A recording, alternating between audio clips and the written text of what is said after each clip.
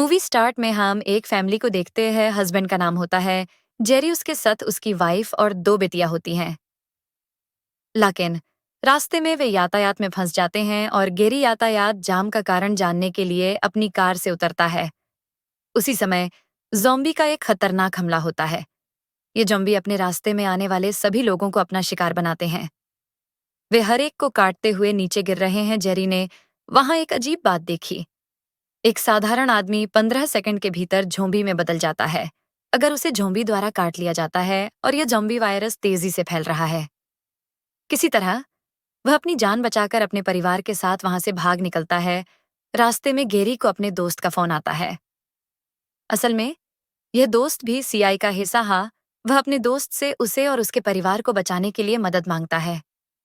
गेरी और उसका परिवार इमारत के पास पहुंचता है, क्योंकि हेलीकॉप्टर उन्हें बचाने के लिए इमारत के ऊपर से उड़ान भरेगा। इमारत में घुसते ही कई लोग अपने आसपास ज़ॉम्बी में बदल गए हैं और वे अपने आसपास के दूसरे लोगों पर हमला कर रहे हैं।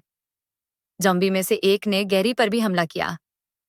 वह ज़ॉम्बी गैरी को मारने वाला था, लेकिन उस इमारत के फ्लैट में रहने वाला एक बच्चा वहां आकर उस ज़ॉम्बी को मार देता है। लेकिन अपनी जान गंवाने के बाद ज़ॉम्बी का खून गैरी के मुंह में चला जाता है। गैरी सोचता है कि वह भी ज़ॉम्बी में तब्दील हो जाएगा। बिल्डिंग की छत पर जाकर गैरी आत्महत्या करने की कोशिश करता है, क्योंकि वह कभी भी ज़ॉम्बी में स्थानांतरित नहीं होना चाहता था, जो उसके परिवार और अन्य लोगों के लिए हानिकारक बन गया।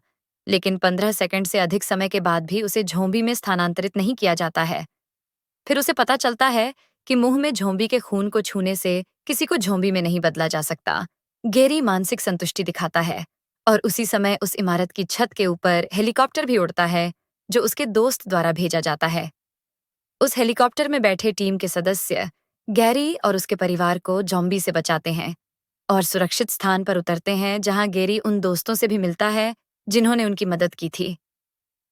उसका दोस्त बताता है कि यह संक्रमण पूरी दुनिया में फैल चुका है।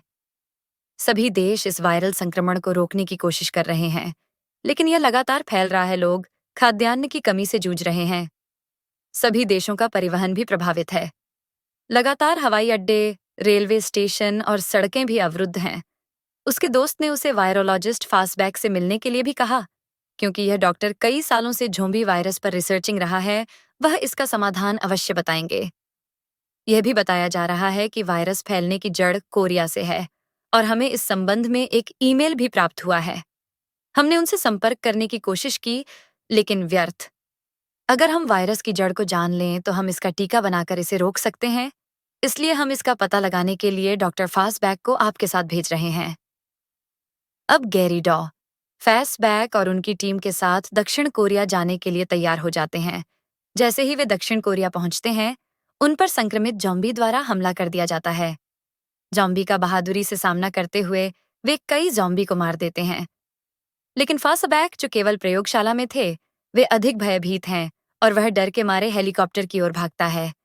वह वहां से फिसल जाता है और गलती से गोली लगने से उसकी मौत हो जाती है। डॉक्टर अब जीवित नहीं है। गैरी और उनकी बची हुई टीम दक्षिण कोरिया मेडिकल सेंटर पहुंची। यह वह स्थान था जहां से यह मामला हर जगह फैल गया। इसका मतलब है कि ज़ॉम्बी वायरस की उत्पत्ति यहीं से हुई। एक ऑफिसर ने गैरी को बताया, यह शव जो आप यहाँ देख रहे हैं, वह ज़ॉम्बी वायरस का पहला शिकार था। जेरी ने ऑफिसर से पूछा कि किस चीज ने इस व्यक्ति को काटा था, जिसके परिणाम स्वरूप वह पहली बार ज़ॉम्बी में बदल गया था। लेकिन उस ऑफिसर को इसके बारे में कोई विस्तृत जानकारी नहीं थी। वे लगभग जा रहे हैं कि एक कैद व्यक्ति उनका ध्यान अपनी ओर आकर्षित करता है। उन्होंने इन घटनाओं के बारे में विस्तार से बताना शुरू किया, जैसे कि इजरायल अपने देश के चारों ओर एक बड़ी दीवार बना रहा है, क्योंकि इजरायल ने इस हमले की भविष्यवाणी कर दी थी। उनके पास यह जानकारी पहले से ही थी और हो सकता है कि इस संक्रमण के प्रसार में इजरायल भी शामिल हो। यदि आपको अधिक जानकारी चाहिए, तो आप इजरायल के शहर यरूशलेम में जा रहे किसी व्यक्ति से मिल सकते हैं। वह व्यक्ति आपके सभी प्रश्नों का समाधान करके आपके सामने ही सब कुछ स्पष्ट कर देगा। गैरी यरूशलेम पहुंचता है। वे उस व्यक्ति से मिलते हैं जो ठीक से जवाब नहीं देता। उस शहर के स्थानीय निवासी अपने त्योहार का आनंद ले रहे हैं, जबकि वे अपनी जांच में व्यस्त हैं। वे गा रहे हैं और शोर मचा रहे हैं।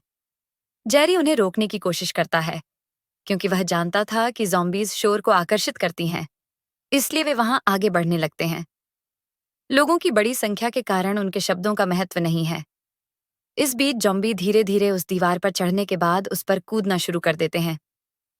इज़राइल अभी भी उस दीवार की वजह से सुरक्षित था, लेकिन ज़ॉम्बी अब दीवार की सीमा पार कर गए हैं। वे लोगों पर हमला करना शुरू कर देते हैं। सभी लोग धीरे धीरे ज़ॉम्बी में बदल जाते हैं, लेकिन ऐसा हो रहा है क्योंकि संक्रामक लोग जो ज़ॉम्बी में बदल गए हैं लोगों पर हमला कर रहे हैं, लेकिन उनमें से कुछ को छोड़ भी रहे हैं। कुछ लोगों पर हमला किया गया, जबकि अन्य को छुआ तक नहीं गया। जेरी ने इसे नोटिस किया और आने वाले दृश्य में यह पता चलेगा कि ऐसा क्यों हो रहा था।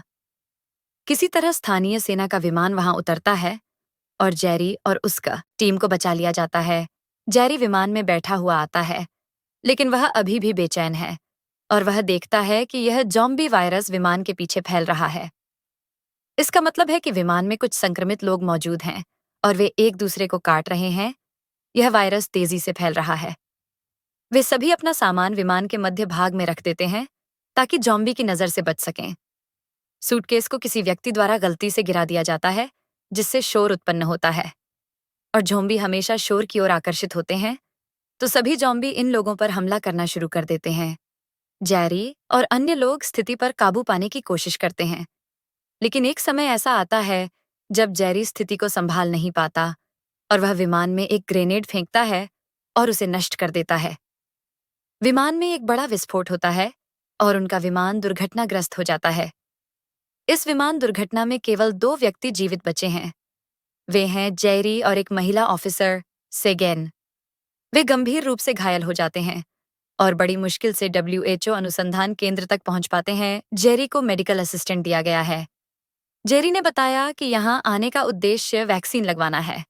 जब WHO डॉक्टर इसके बारे में बताएंगे ताकि हम इस वायरस को रोक सकें। वायरस को फैलने से रोक सकता है सिम। स्वास्थ्य के लिए हानिकारक नहीं बल्कि कारगर।